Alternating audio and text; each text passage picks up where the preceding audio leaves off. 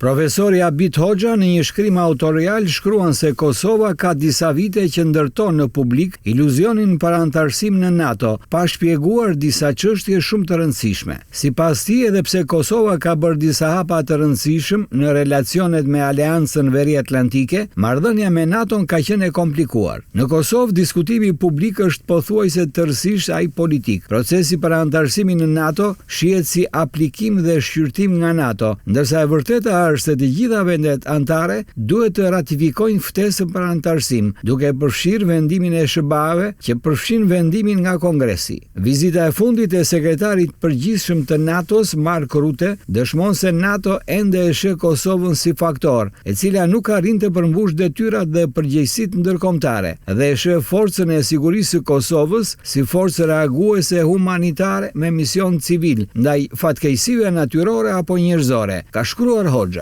Sipas tij, përveç kushteve formale që varen shumë nga konteksti politik, ka disa argumenta që duhen shtjelluar për të kuptuar saktë këtë çështje. Është se në të vërtetë Kosova ka dështuar të rreshtohet me bashkësinë ndërkombëtare dhe vazhdon të keqlexojë situatën në raport me organizatat ndërkombëtare për demokraci në vend dhe diversitetin. Ndërhyrjet e fundit në veriun e Kosovës, sado të ligjshme, nuk ishin në interesin më të mirë të objektivave strategjik të Kosovës për antarësim në NATO. Gjithashtu, deklarata në platforma digjitale e rrjetet sociale janë të pamjaftueshme kur duhet shpjeguar thelbi për situatën e krijuar me mungesën e implementimit të marrëveshjes për asociacionin, regjistrimet e makinave dhe aspektet e tjera që në sytë e partnerëve ndërkombëtar kanë vështirësuar jetën e minoritetit serb në Kosovë. Kosova ka mungesë të përkrajes nga BE-ja dhe SBA-ja për situatën në veriun e saj. Për këtë arsye, ajo sot gjendet në masa sanksionesh nga Bashkimi Evropian, ka theksuar analisti i njohur.